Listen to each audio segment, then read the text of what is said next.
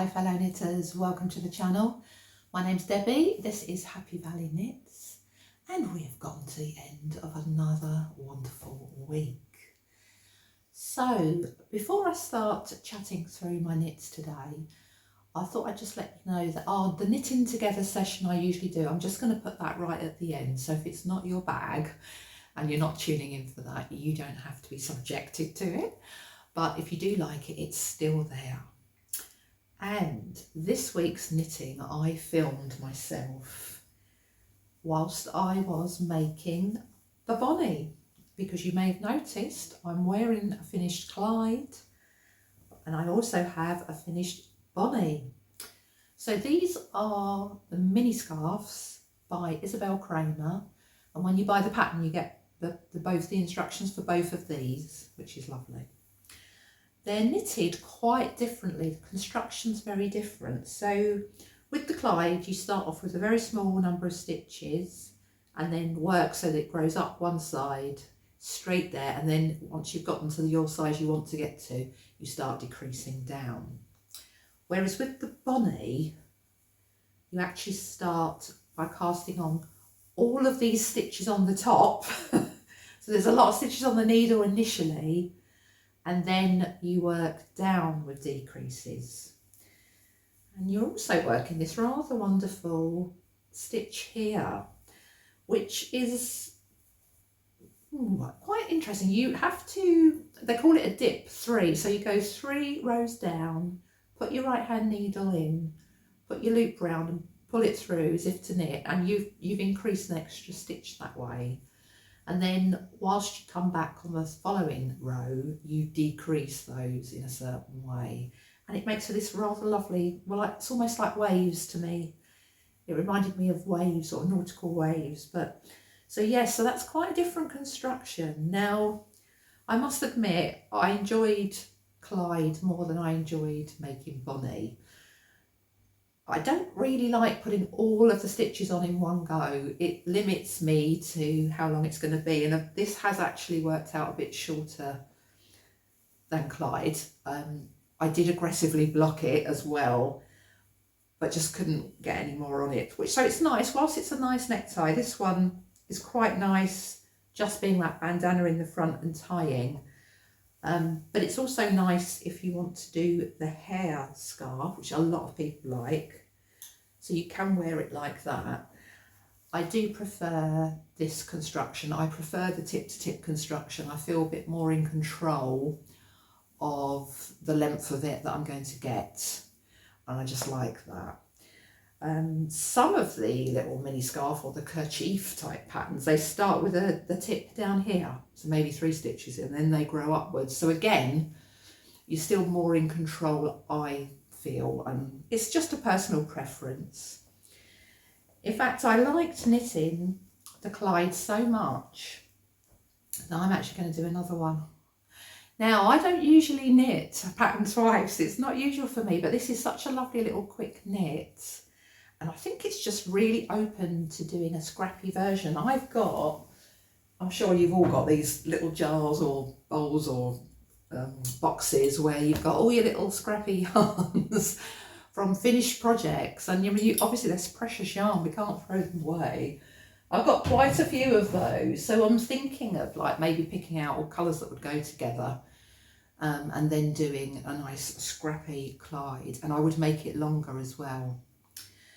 Every 4 rows you are increasing, or then you are decreasing on the way back. So I was thinking of doing a colour for every 4 rows, or just continuing to knit with the scrap I've got and then just joining in another one. Not sure, so I'm definitely going to do one, but it's definitely going to be at least twice as long and wide as this one, this Clyde. So it's a great little pattern that you can modify for yourself. So for me, I'm loving these mini scarves. I've got mini scarf love now, because they're nice quick projects, aren't they? And they're also really good if you want to go socially knitting, or you're travelling in the car or going on vacation and you just want a little project in your bag. These are perfect. And there are some really nice ones. I've been looking around now. So I thought I might share my Ravelry bundle with you. I've got a Ravelry bundle I'll put the link in the description if you want to go and take a look, please do. But I've picked some of those out, not all of them. I thought perhaps we could just take a nice quick little look now. So first off, we've got this leaf kerchief. Isn't this a great little headband? I really love it actually. It's a little mini scarf with obviously a lace pattern of a leaf design. Finger and weight, US size 3 or a 3.25mm needle, but of course you could knit this on any size, and they say that gauge is not critical for this one. And here is the leaflet. It's big sister if you like, another tip to tip finger in weight pattern and easily accessible. Also there's a discount if you buy both of those together, which is always good, isn't it? So next we've got the Popple Bandana by the Lamb and Kid Designs. This is actually a free pattern, so that's always good. It is bottom up though, so you start on that little tip and work up, but apparently it's very easy with slip stitches. And a nice easy knit that you can take as a travel project. Looks lovely, and again another good stash buster, I would say. And next we've got an Italian bandana from an Italian knitter. This is a free download as well, so wonderful. It's all garter stitch with easy eyelets, and you just work back and forth. This one is a DK weight, 5mm needles, which is a US 8. And here is the big sister of it. Now I want to do this one. This is knit tip to tip. Again, it's a free download. So thank you so much to the Italian knitter. And another lovely little bandana that you can wear in the hair or around the neck, from Susan Muller. It's called the Holly Bandana. It's another finger in weight project. It's got this lovely little pontail lace design, so not too fussy, but something to give you that little bit of interest. And it also has 3 different sizes, so depending on what you're going for, you can choose your size to knit up. And now we have the Venilia Shawl by Sari Norland. What a beautiful lace pattern this is. It's a little kerchief that can be worn in multiple ways, and it has 2 sizes. So the shorter one round the neck, or a more triangular shawl, but I just love how it's styled as well here. This really inspires me to cast on.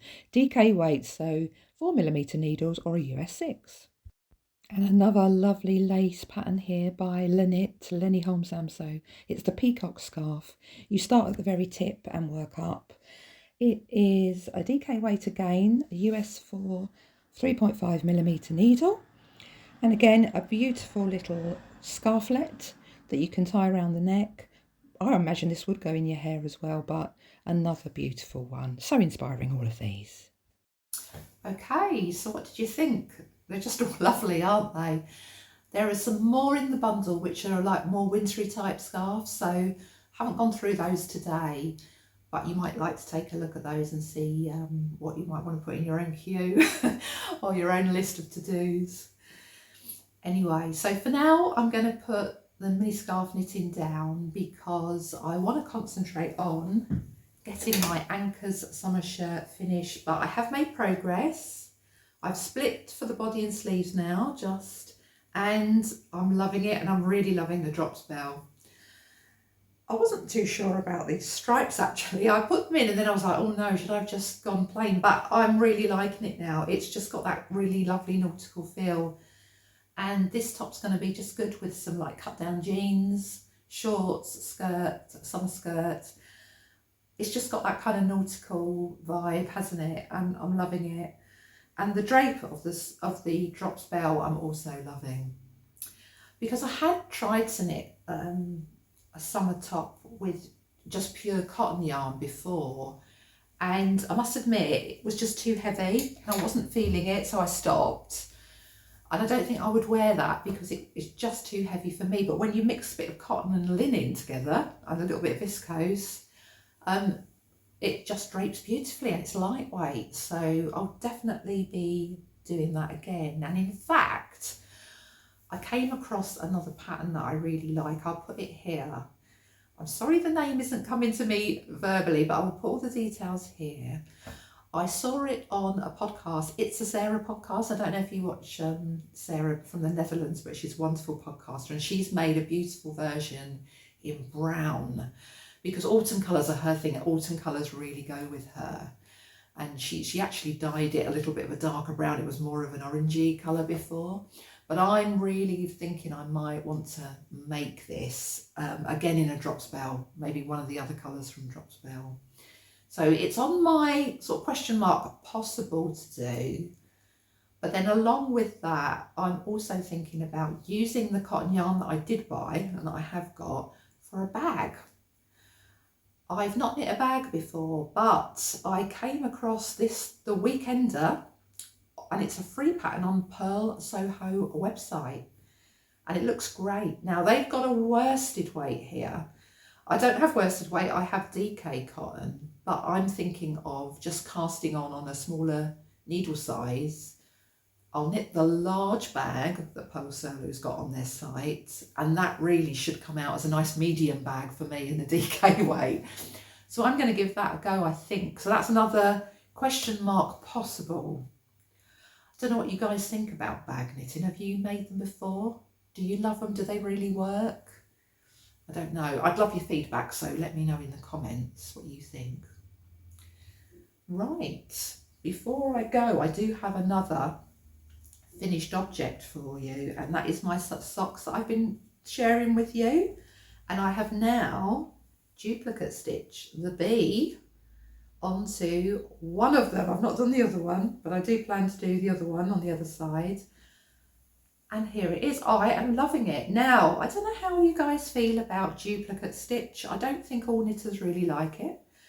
However, as a cross stitcher, I actually love this. It's very similar, and it's such a simple stitch to cover one of your knitted stitches with a different yarn and put a pattern in.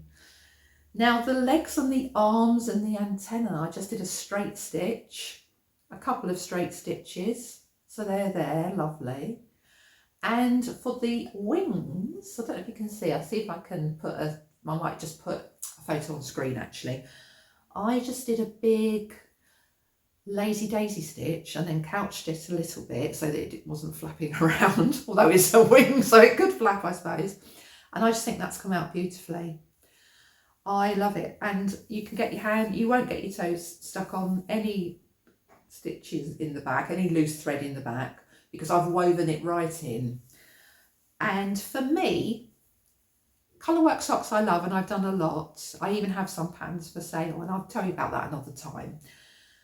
I love them, but they're more winter socks for me. Now for the summer, I don't want to do the colourwork, has to go all the way around the leg.